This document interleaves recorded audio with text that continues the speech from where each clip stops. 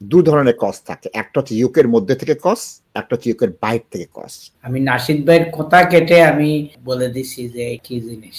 আপনাকে কিন্তু তারা জিম্মি করে ফেলেছে, 5 বছরের 3 বছর দিয়েছে। আমি প্রত্যেক এমপ্লয়ারকে বলি 5 বছরের কস্ট ইস্যু করো। সাদা কোম্পানি আর কালো কোম্পানি আর বাংলাদেশি এজেন্সি যাই বলেন সবকিছু সবাইকে আমার চিনা আছে, জানা আছে। যারা রেস্টুরেন্টের ভিতরে আছে, কাজ নাই, ট্যাক্স দেয় নাই, তারা কি করবে বলেন? দেখি কলার কে আছেন লাইনে, কি তার জিজ্ঞাসা। আসসালামু আলাইকুম। আসসালামু আলাইকুম। ওয়ালাইকুম আসসালাম। ভাই আপনারা ভালো আছেন? আল্লাহ শুকরিয়া। জি, আমার একটা প্রশ্ন আসলো যে আমরা 5 ইয়ার্স রুটে আমার ওয়াইফ একটা কেয়ার কোম্পানিতে জব করেন। ওনার জব ঠিক আছে, ফুল টাইম তারা কাজ দিতেছে, ট্যাক্স দিতেছে, সবকিছু ঠিক আছে। আমাদের নেক্সট অক্টোবরে আমাদের এই 3 বছরের মেয়াদ পূর্ণ হবে। তো আমরা ভিসা এক্সটেনশনের জন্য কোম্পানির সাথে যোগাযোগ করেছি। কোম্পানি বলতেছে যে বর্তমানে তাদের কোম্পানির যে লাইসেন্স টিম থেকে আমাদেরকে ইমেল করছে যে তাদের লাইসেন্সের উপর সমস্যা হয়েছে, তো তারা 2 বছরের এক্সটেনশন কস্ট দিতে পারবে না। তারা নতুন করে আরো 2 বছরের নতুন কস্ট দিতে পারবে। নতুন কস্ট যদি আমরা নেই তাহলে আমাদের 5 বছরের যে রুট যেটা কমপ্লিট হবে কিনা না, নেক্সটে কোনো সমস্যা হবে কিনা না তার জন্য। প্রিয় দর্শক, ওনারা যেটা বলেছেন সেটা আইনগতভাবে আমি বুঝতে পারছি না। কারণ কি, যে কোম্পানির লাইসেন্স আছে তার কি দু ধরনের কস্ট থাকে, একটা হচ্ছে ইউকের মধ্যে থেকে কস্ট, একটা হচ্ছে ইউকের বাইরে থেকে cost. Defined cost, undefined cost.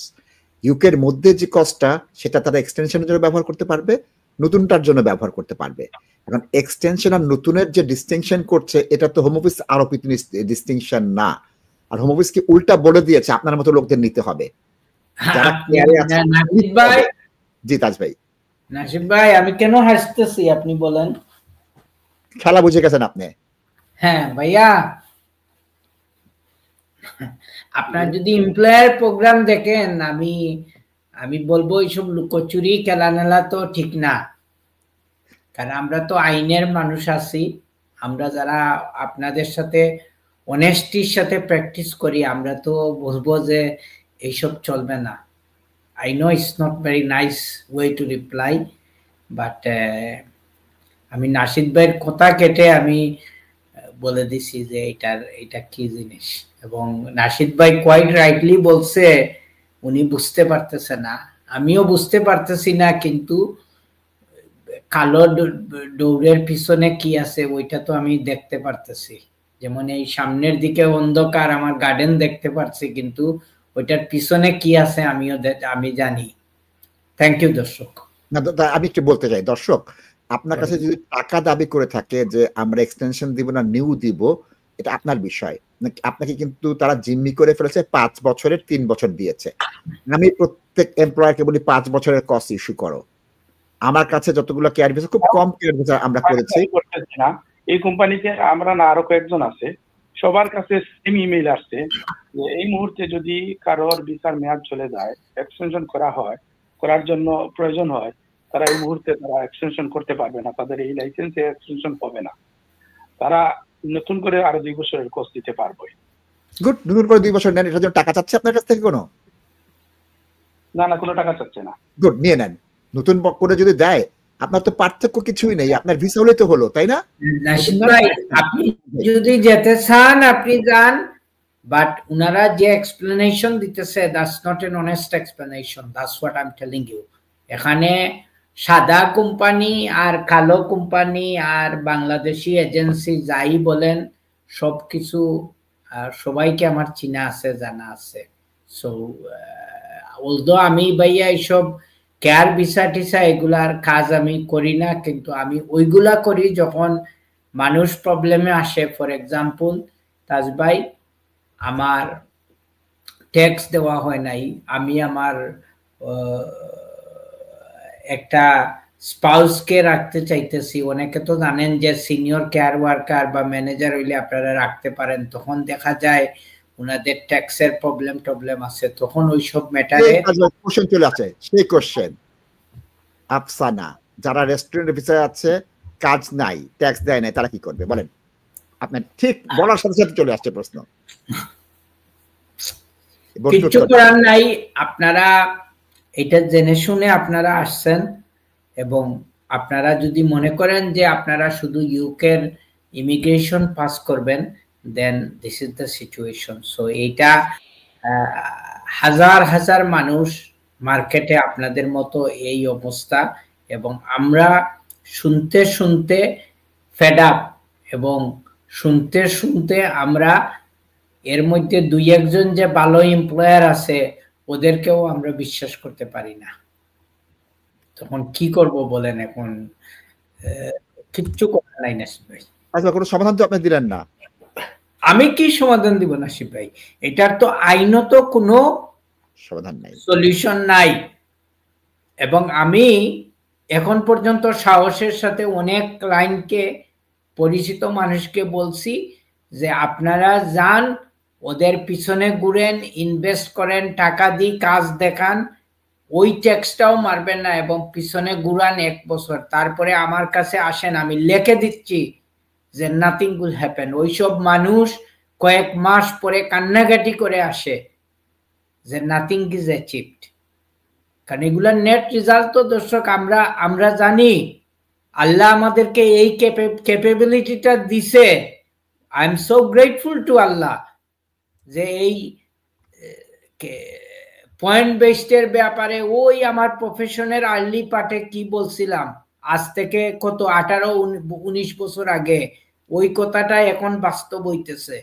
এই যে বলতেছি যে আপনারা যে না ব্রেকের আগে নাশিদ ভাই দেখাইছে যে এক ভদ্র মহিলা এবং ভদ্রলোকের ছবি, এবং এই ভদ্রলোক কিন্তু আপনারা হয়তো যোগ মনে করতেছেন, the potentially he is going to B the prime minister of this country. Boris Johnson সাহেবকে নিয়ে যখন মেয়রের ইলেকশন হয়েছিল, লন্ডন মেয়রের, আপনারা হাসছিলেন সে কি মেয়র হইতে পারবে, কিন্তু সে মেয়রও হইছে কয়েকবার, সে প্রাইম মিনিস্টারও হইছে, এবং হি ওয়াজ এ সাকসেসফুল ম্যান।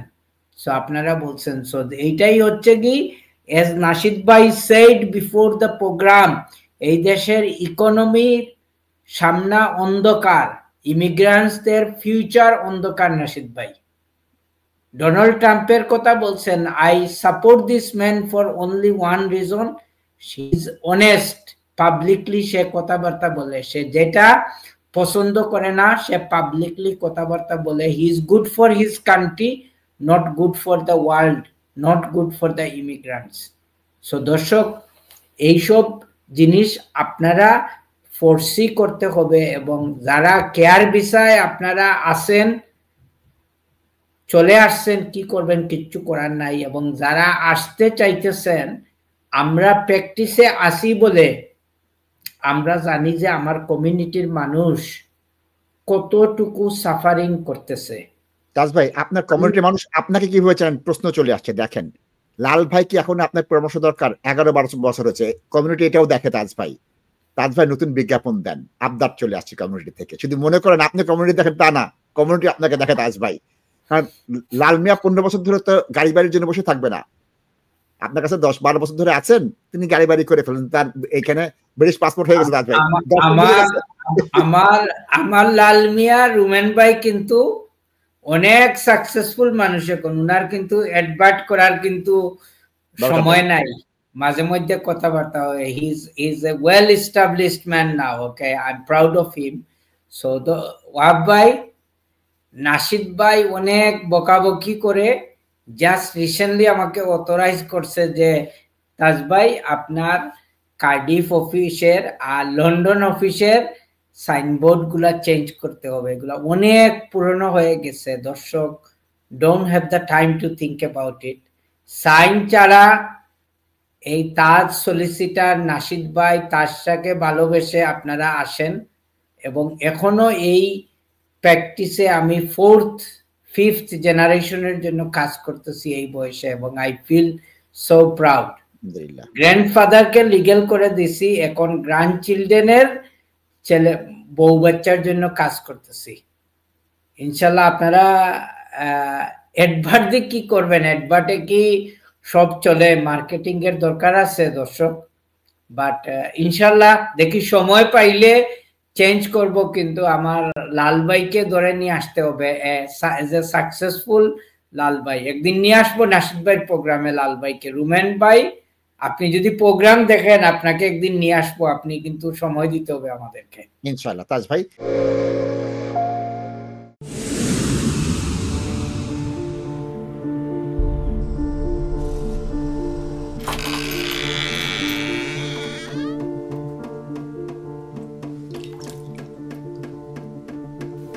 ইংল্যান্ডে আমরা চাইলেও অনেক কিছু করতে পারি না, অনেক ঝামেলা। হায় রে হায়, লন্ডনের এই জীবনে ঝামেলার কোনো শেষ নাই। আমি লাল, আমার ইমিগ্রেশন, ঘর, ব্যবসা সবকিছুর ঝামেলার সমাধানে সবসময় পাশে আছে Taj solicitor. Taj solicitors, believe in service.